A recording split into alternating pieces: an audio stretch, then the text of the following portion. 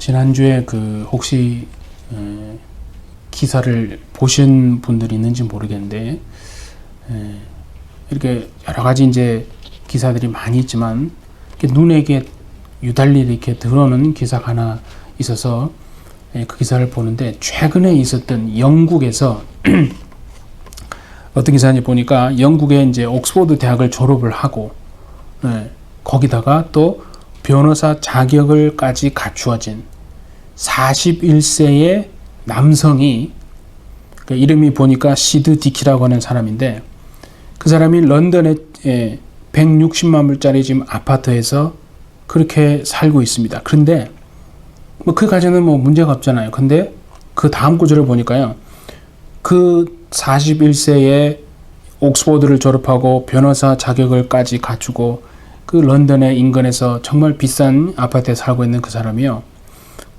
고령의 부모에게 소송을 걸었다는 기사가 나왔거든요. 아니 도대체 왜 그런가? 그 제목이 참 웃깁니다. 제목이 뭐라고 했냐면, 그 41세 성인이잖아요. 엄마 아빠가 나를 이렇게 키웠으니 계속 양육하라. 그게 그 기사의 제목이었습니다. 엄마 아빠가 나를 이렇게 키웠으니까 나를 계속 양육하라. 근데 이제 물론 영국의 법원이 이제 그거를 케이스를 가지고 판결을 내리기를, 이제 그 패소 판결을 내리긴 내렸어요. 근데 스토리가 이제 이런 겁니다. 이 시드디키라는 사람이 부모님이 나이가 보니까 70이 넘으셨더라고요. 다 살아 계신데, 어머니 아버님이. 그래, 그 연로하신 이제 부모님과 다툰 거예요. 다투고 난 다음에 경제적인 지원이 끊긴 거예요. 그래서 변호사를 대리인으로 세워가지고, 그 부모님은 영국을 떠나서 이제 두바이에 살고 계시거든요. 그래서 그 70이 넘은 고령의 정말 두바이에 살고 계신 그 부모를 대상으로 소송을 제기한 겁니다. 근데 스토리를 보니까요, 이 사람이 옥스퍼드 대학에서 학사 학위를 받고 또 대학원에서 세무학 석사 학위를 받았더라고요. 그리고 변호사 자격을 취득해서 최고의 로펌에서 실습도 했고, 그런가 하면 또 회계법인에서 세무 고문으로 그렇게 일한 적도 있다 이거죠. 근데 그 다음 구절이요, 너무 이게 저한테 약간 충격으로 와닿는데, 그렇게 했는데 2011년부터 그러니까 지금까지 10년이잖아요. 10년 동안 이 사람이 백수 생활을 이어오고 있더라는 겁니다. 근데 참 놀라운 게요, 이 사람이 지금 주장하는 게 뭐냐면, 그 소장을 통해서 주장하는 게, 자신이 성인이 되고 난 이후에 20년 동안 그 부모님이 자기에게 의지력을 길러주지 않았다는 거예요. 그 소장에 그렇게 표현한 거예요. 의지력을 부모님이 자기에게 길러주지 않아서, 그렇게 얘기하면서 재정 지원을 또 끊어버리고, 그러면서 영국을 떠나서 자기를 피해서 저 두바이로 이제 거처를 옮겼다 이죠. 그러면서 자기는 꽃가루 이 알레르기가 있어가지고 그걸 계속 앓고 있다. 그래서 그 변호사가 뭐라고 했냐면, 이 사람이 취약 성인이라는 거죠.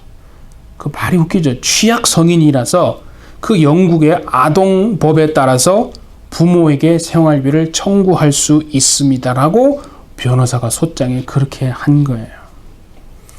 근데 이게 기사를 조금 더 보니까요, 너무 황당한 게 있어요.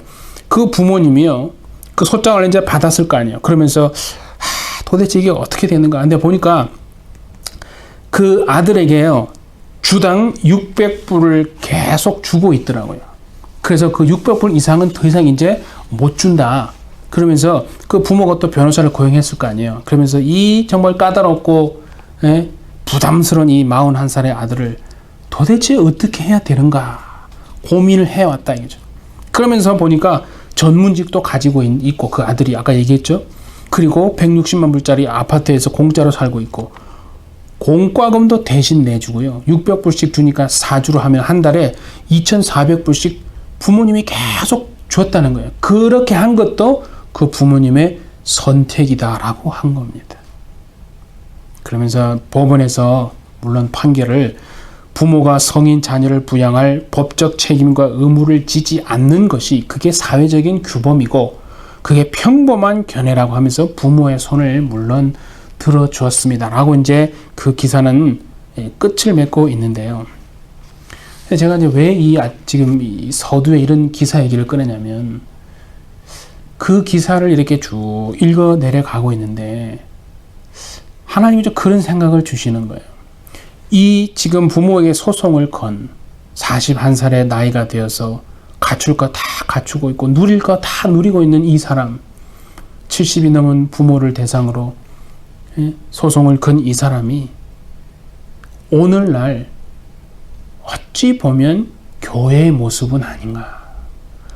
예수 믿는 하나님의 사람들, 교회의 모습이 마치 이와 같은 모습은 아닌가라는 그런 마음을 하나님이 주시더라고요. 그러니까 겉으로 보기에는 아무런 문제가 없어 다 갖출 것 다 갖추어진 정말 아무런 문제 없이 겉으로 멀쩡해 보이기는 합니다.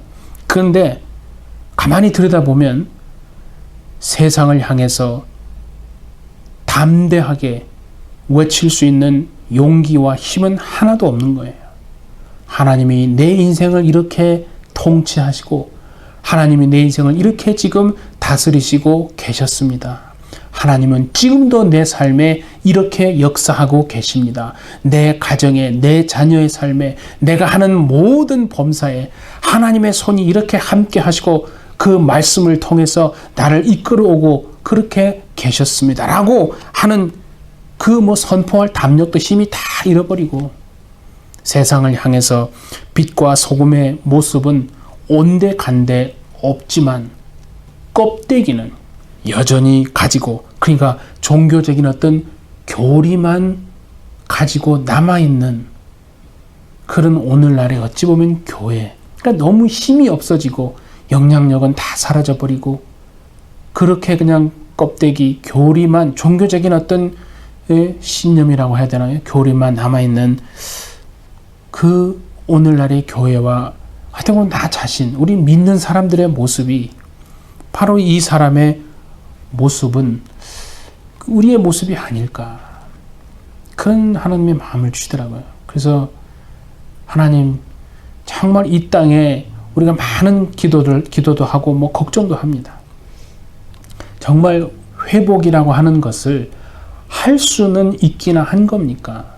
회복이 정말 될 수 있기는 한 겁니까, 주님? 예?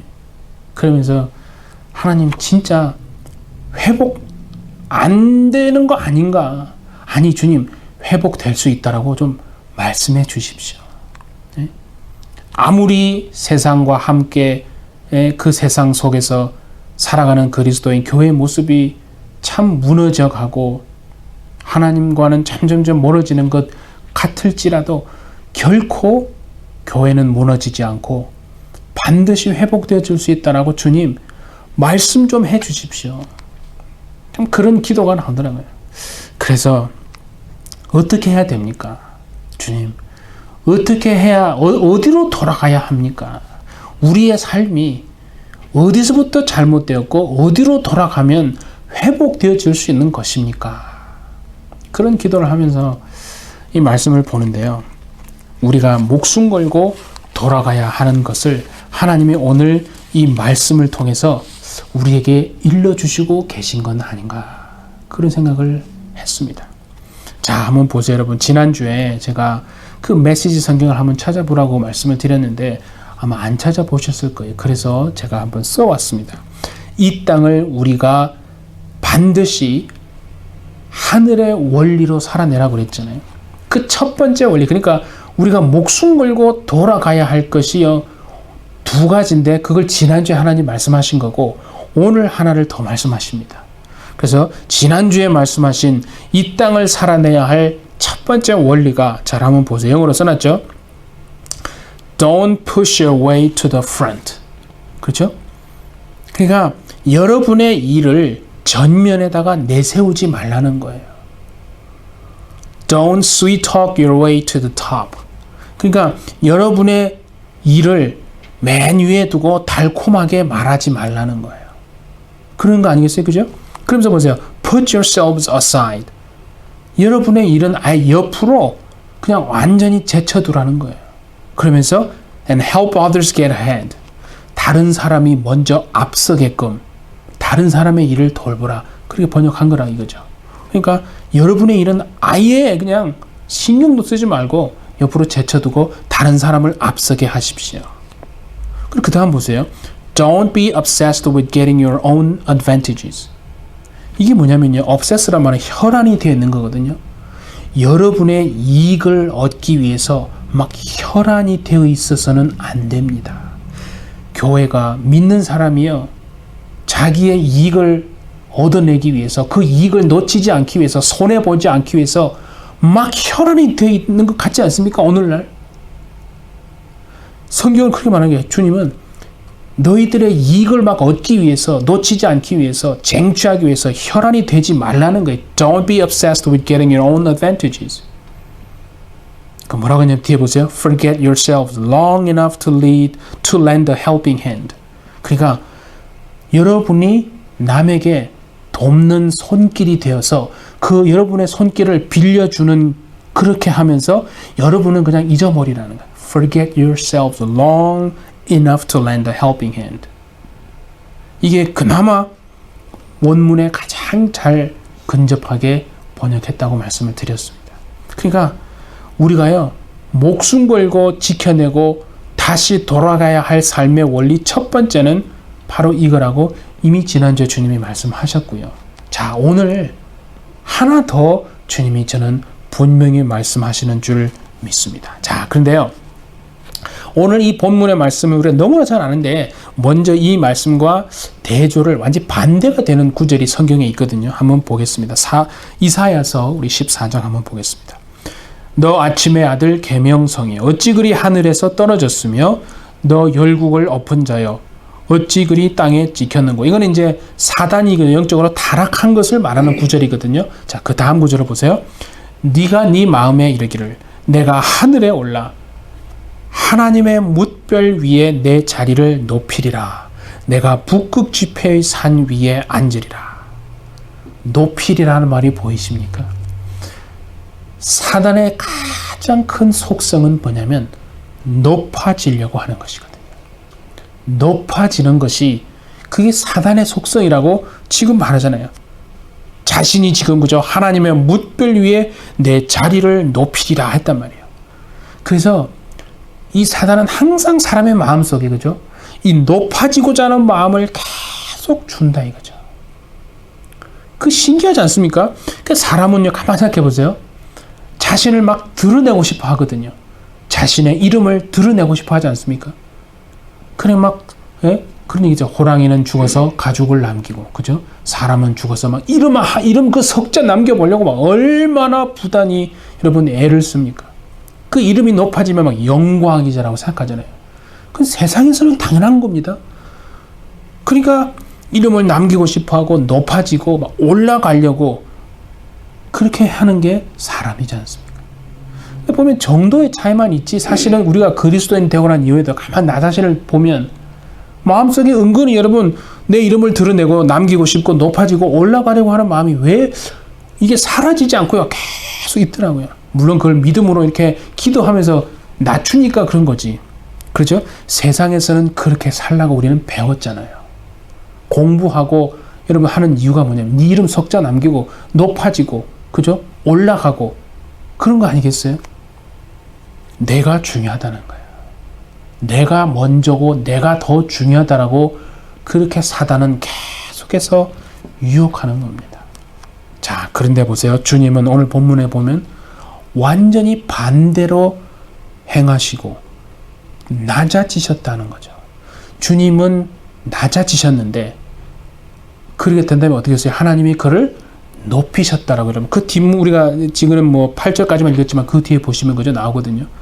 예수님이 낮아지시니까 하나님이 그를 높이셨다는 거거든요.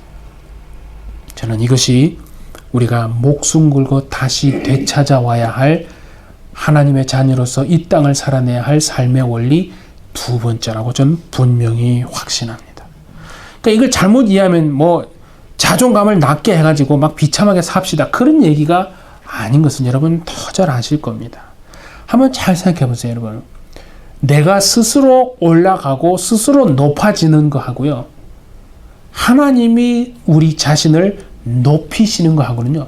이건 정말 천국과 여러분 지옥 차이입니다. 사람은 스스로 높아지려고 하거든요.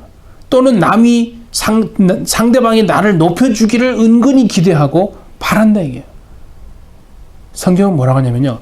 네가 낮아지면 누가 높인다고요? 하나님이 높여주신다고 말합니다. 그러니까 내가 높아지려고 하는 건 그 사단이 주는 유혹이고 낮추면 하나님이 알아서 하나님에 대해 높여주실 줄 믿습니다. 예, 그게 우리가 찾아야 한다는 거예요. 자, 한번 봅시다. 우리 시편 127편 한번 보세요. 여호와께서 집을 세우지 아니하시면 세우는 자의 수고가 헛되며 여호와께서 성을 지키지 아니하시면 파수꾼의 깨어 있음이 헛되도다. 여러분 보세요. 집도요. 하나님이 세우지 않으면, 가정도요. 하나님이 세우지 않으면 그 세우는 사람의 수고가 어떻게 해요? 헛되다는 거예요. 그렇지 않습니까? 성도 사람이 막 지켜내려고 파수꾼이 막 새벽부터 깨어서 원수가 쳐들어오나 적군이 쳐들어오나 막 깨어서 그렇게 깨어 있는 것도요. 하나님이 그 성을 지켜내지 않으면 그 깨어 있음도 사실은 헛된 수고라고 말하지 않습니까? 가정도 마찬가지고요. 나라도 여러분 마찬가지입니다. 나라도요. 하나님이 지켜주시면요. 절대로 무너지지 않고 지켜주시는 줄 믿습니다. 그게 여러분 우리의 믿음 아니겠어요? 예. 그러니까 하나님을 쏙 빼버린 평안, 그거는 미안하지만 평안이 아닙니다. 하나님을 쏙 빼버린 정의, 그것도 사실은 정의가 아니거든요. 정말 그건 속는 겁니다. 그래서 우리가요, 뭐 나라가 어떻고 저쩌고 여러분 뭐 누구의 손에 넘어가네 그렇게 말하지 말고요. 분명히 하나님이 지켜주시면요, 대한민국 절대로 망하지 않는 줄 믿습니다. 예, 그렇게 말하는 사람들이 오늘 있어야 되는데 별로 없는 것 같아요. 자, 6절을 본문 6절을 한번 봅시다. 그는 근본 하나님의 본체시나 하나님과 동등됨을 취할 것으로 여기지 아니하시고. 그러니까 이 말은 잘 해석하면 그거 아니에요? 영광의 높이가 똑같은 거예요. 똑같은데 예수님은 지금 그 영광을 버리고 이 땅에 오셨다. 그런 뜻이거든요. 근데 예수님이 하나님과 같이 그 높이가 같은 누렸던 영광이 뭐냐면, 자, 한번 봅시다. 요한복음 17장에 보면 이런 말씀이 있습니다. 아버지께서 내게 하라고 주신 일을 내가 이루어 아버지를 이 세상에서 영화롭게 하였사오니 아버지여, 창세전에 내가 아버지와 함께 가졌던 영화로서 지금도 아버지와 함께 나를 영화롭게 하옵소서. 그러니까 여러분 정말 이거 잘 보면요, 어떤 인생이 성공하는 인생인지를 주님이요 잘 보여주는 구절 아닙니까? 창세전에 하나님과 함께 가졌던 그 영광, 그 영광의 자리에 주님은 계셨지만 그 영광을 버리고 이 땅에 오셨는데, 그래서 아버지께서 지금 본문에 보니까 내게 하라고 하신 일, 그 일을 했다는 건데, 그 일은 물론 우리는 다 알고 있죠. 잃어버린 하나님의 백성을 찾고 구원해내는 일이거든요. 그 일을 위해서 주님이 오셨다 하는 거 아니겠어요? 여러분 구약성경의 그 레위기를 보면요, 양 2마리를 이렇게 끌고 제단으로 이렇게 갑니다. 그런데 제단으로 가기 전에 뭐를 하냐면 그 양 2마리, 한 마리 머리 위에다가 안수를 합니다. 그때 그 안수한다는 말이 뭐냐면요, 밀어넣다 내 죄를 그 양의 머리 위에 전가시킨다, 그런 뜻이 고 안수하다는 뜻이거든요.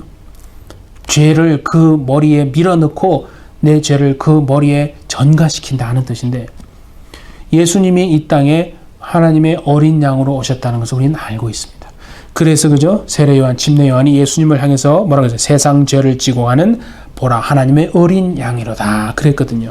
그러니까 우리가 마땅히 짊어지고 죽어야 할 그 죄를 하나님의 어린 양 아들 그에게 밀어넣고 우리의 죄를 그분에게 전가시킨다 하는 거예요.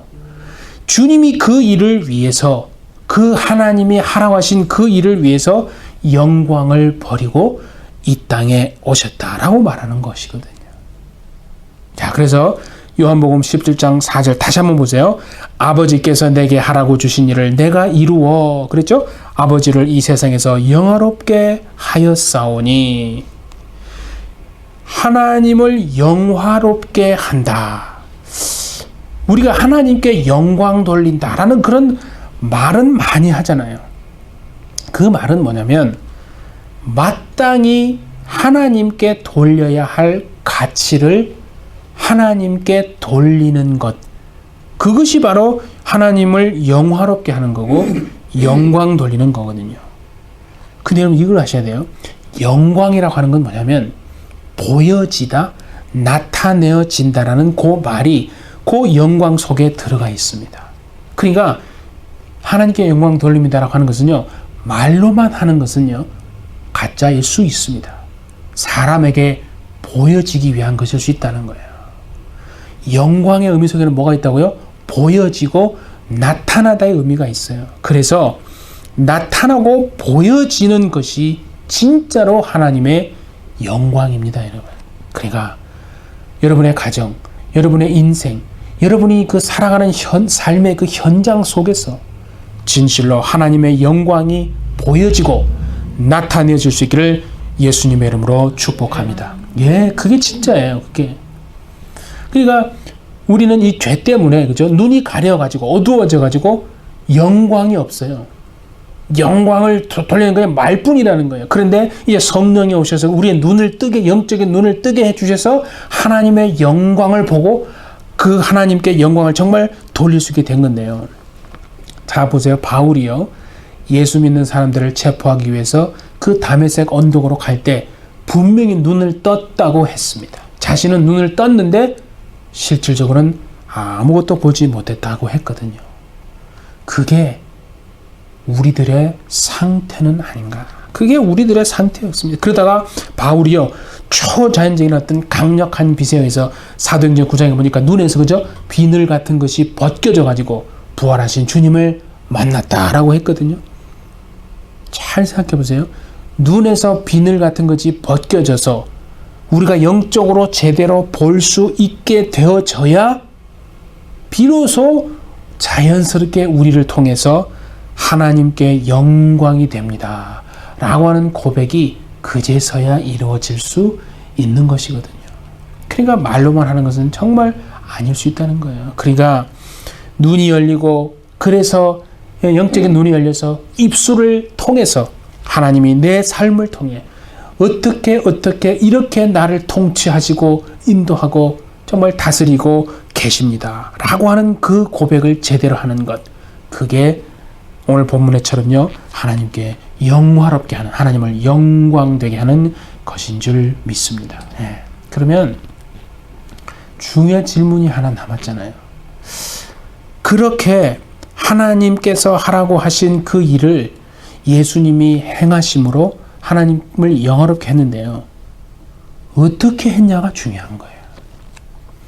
예수님이 하나님이 하라고 하신 일을 도대체 어떤 방법으로 해냈냐가 바로 우리가 이 땅을 살아내야 할 두 번째 원리입니다, 여러분.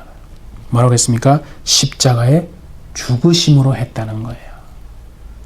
십자가의 죽으심으로 그렇게. 그러니까 여러분, 우리는요 이 땅에서 예수님의 십자가 복음으로 다시 돌아가는 일, 우리의 가정이, 우리의 인생이요, 우리가 하는 비즈니스, 우리가 살아가는 모든 그 삶의 방식이 진짜 예수님의 그 십자가의 복음의 방식으로 돌아가는 것, 그것이 이제 우리가 목숨 걸고 지켜내야 할 하늘의 원리, 두 번째 원리인 줄 믿습니다. 예. 그러니까 그게 보세요. 예수님이 왜 죄인의 형상을 입고 이 땅에 오셨는가? 자, 그거는요 성경에 보니까 물론 잃어버린 사람을 얻고 찾고 구원해내는 것, 그게 일이지만 이제 남아있는 저와 여러분들에게 말씀하시는 게 하나 남아있습니다. 뭐냐면 우리의 연약함을 도우시기 위해서 그렇게 했다는 거예요. 자, 성경에 자, 히브리서 우리 4장 15절을 한번 보겠습니다. 우리에게 있는 대제사장은 우리의 연약함을 동정하지 못하실 리가 아니요. 그랬죠? 모든 일에 우리와 똑같이 시험을 받으신 이르되 죄는 없으시니라. 그러니까 예수님이 죄인의 형상을 입고 오신 것은요, 그냥 구원만 하고 살려주고 이제 니네 살았으니까 너희들 원하는 대로 마음껏 살아라가 아니고 정말 우리의 연약함을 도우시는데 우리가 당하는 고통, 아픔, 그 눈물을 주님이 친히 여러분 겪으시기 위해서, 그렇게 하기 위해서 육체를 입고 오셨다라고 지금 말하는 거거든요. 예수님이 공생애를 딱 시작하려고 하기 전에 광야에서 40일 동안 정말 금식하시면서 하나님의 기도하셨는데, 그때 사단이 와서 시험을 했다고 하지 않습니까? 3가지 시험을 했어요. 첫 번째는 뭐냐면, 네가 배고프니까 돌을 명해서 떡이 되게 해서 먹어라. 그 말은 뭐냐면, 무슨 시험이냐면 물질의 시험이에요. 그 말은요, 하나님보다 더 높은, 그러니까 하나님의 자리에 있어야 하는 것, 그게 뭡니까? 하나님 아닙니까? 당연히 하나님은 하나님의 자리에 있어야 되는데, 하나님의 있어야 될 그 자리에 다른 것을 갖다 놓고 살으라는 거예요. 하나님, 마땅히 하나님의 하나님 되심, 그 하나님의 통치하심이 우리 가운데 나타나야 영광이라고 했는데 그렇게 하지 못한다는 거예요. 껍데기만 갖고 살아간다는 거예요. 하나님 자리에 다른 것 가지고 놓고 살아가는 거예요. 그게 사단의 유혹입니다. 시험입니다. 두 번째는 뭐냐면 영적인 시험이라고 그랬는데, 예수님이 뭐라고 했어요? 주 너의 하나님을 시험하지 말라고 그랬거든요. 우리가 이 세상을 살다 보면 고난과 고통이 있습니다. 시련이 있을 때 하나님이요, 아무 일도 하지 않고 때론 침묵하실 때가 있습니다. 그때 우리는 어떻게 하냐면, 왜 하나님 가만 보고만 계시냐고, 왜 하나님 나를 돕지 않으시냐고. 마치 아까 그 시드기가라는, 그죠? 그 41세 먹은 다 갖추고 갖춘 정말 아무것도 부족함이 없어 보이는 그 사람이 부모를 향해서 왜 나를 더 돕지 않냐고 하면서 막 소송했던 그것처럼, 하나님이 왜 나를 돕지 않냐고 하면서, 그죠? 그렇게 막 불평하거든요. 그게 하나님을 시험하는 겁니다, 여러분. 그게 하나님을 시험하는 거라고 사람 생각 안 하거든요. 그렇게 살으라고 마귀가 유혹합니다. 자, 그럼 3번째, 이게 이제 중요한 거예요. 3번째 시험이 뭐냐면 사명에 대한 시험입니다. 사명에 대한 시험이 뭐냐면요, 사단이 그랬잖아요. 예수님을 향해서 내게 절하라 해요. 내게 절하면 이 천하 만국을 내가 너에게 다 주겠다. 여러분, 사단은요, 우리가 끄떡도 하지 않는 부분에 대해서는요, 절대로 시험하거나 유혹하지 않습니다. 우리가 들었을 때 솔깃한 거 있잖아요. 아니, 목사님 저도 들으면 솔깃한 게 있는데, 솔깃한 것, 그것 가지고 유혹하지, 넘어가지 않을 것까지는 유혹하지 않거든요. 예수님이 오신 것은요, 천하 만국을 얻기 위해서 오신 게 아니라 예수님이 오신 것은 십자가를 지기 위해서 오신 것이다 하는 거죠. 그렇죠? 그러니까 여러분, 사단의 일이 뭐냐고 생각하면 이거예요. 우리를 향한 사단의 일이 뭐냐면 사명을 흔들어 놓습니다. 내 사명이 뭐지? 헷갈리게 해가지고요, 그 길을 못 가게 만드는 것이 바로 사단이 하는 유혹입니다. 여러분. 얼마나 무서운 거예요. 교묘하게 역사하는 거예요. 마태복음 16장에 보면요, 베드로가 예수님을 향해서요, 예수님 죽지 마십시오. 내가 죽지 않게 내가 보호해 드리겠습니다. 라고 하니까 예수님이, 그래, 네가 나를 참 사랑하고 좋아해서 고맙다. 너밖에 없구나. 그렇게 했습니까, 여러분? 전혀 그렇게 하지 않았습니다. 예수님 죽지 마십시오 하니까 그렇게 말한 베드로를 향해서요, 너무나 가혹한 말을 합니다. 보세요. 사단아, 수제자인 베드로를 향해서 예수님이요, 사단아 내 뒤로 물러가라. 물러가라. 너는 나를 넘어지게 하는 자로다. 질문을 해봅시다. 정말 베드로가 주님 죽지 마십시오 할 때 예수님을 넘어지게 작정하고 그런 마음을 가지고 했습니까, 여러분? 아니거든요. 여러분, 여기에서 대단히 의미가 있는, 정말 의미가 있는 거예요.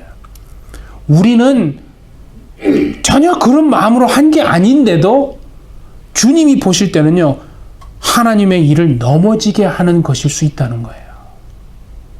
베드로가 주님 넘어지려고 하려고 한 게 아닙니다.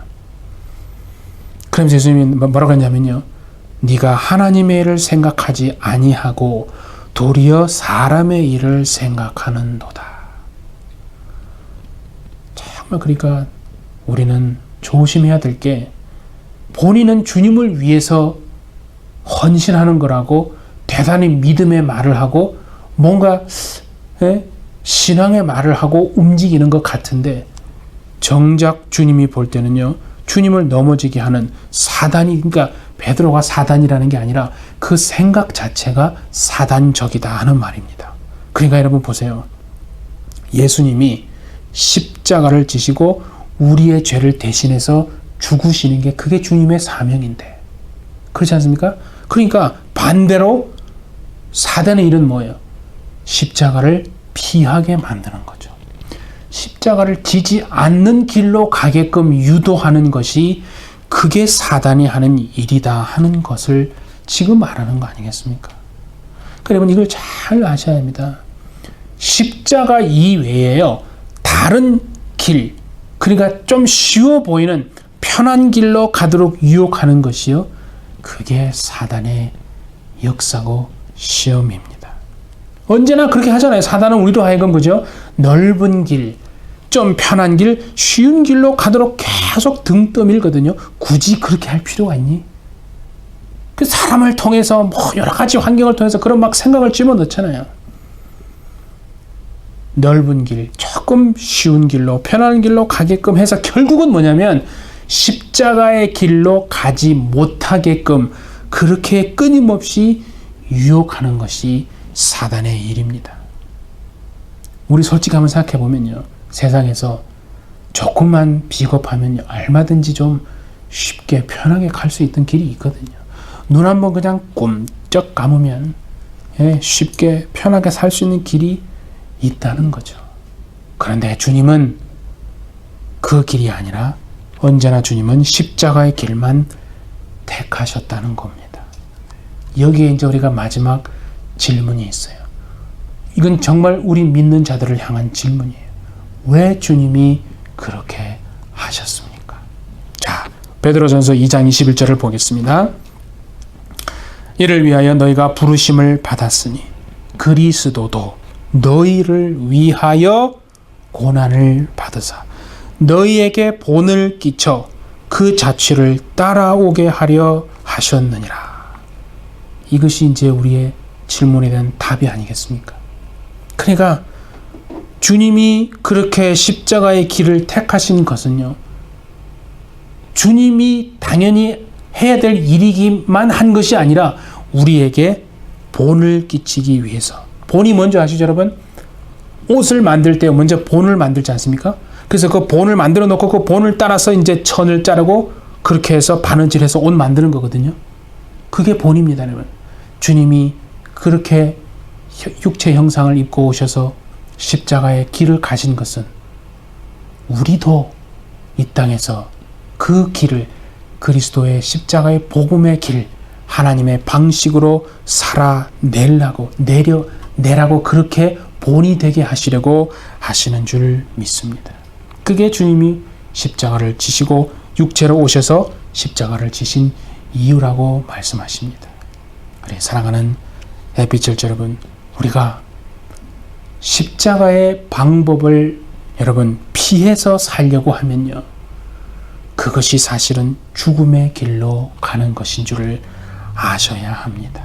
매일매일 매 순간마다 정말 주님이 가신 그 길, 예수님의 그 본을 따라 살아내심으로 천하만국이 아니라 하늘의 나라, 하늘나라를 얻어내시는 정말 그런 인생, 복된 인생 살아내시기를 예수님의 이름으로 축복합니다. 네, 함께 기도하겠습니다.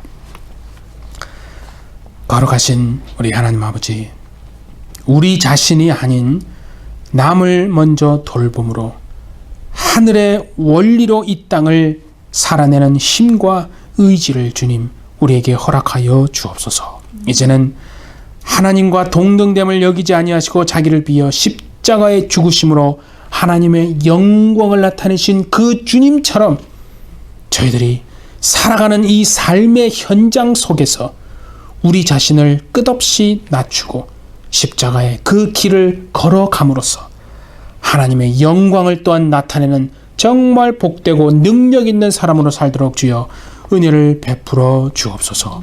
주님의 본을 따라 십자가의 길을 감으로 하늘나라를 얻는 복된 인생 될 수 있도록 주님 역사하여 주옵소서. 감사드리며 예수님의 이름으로 기도하옵나이다. 아멘.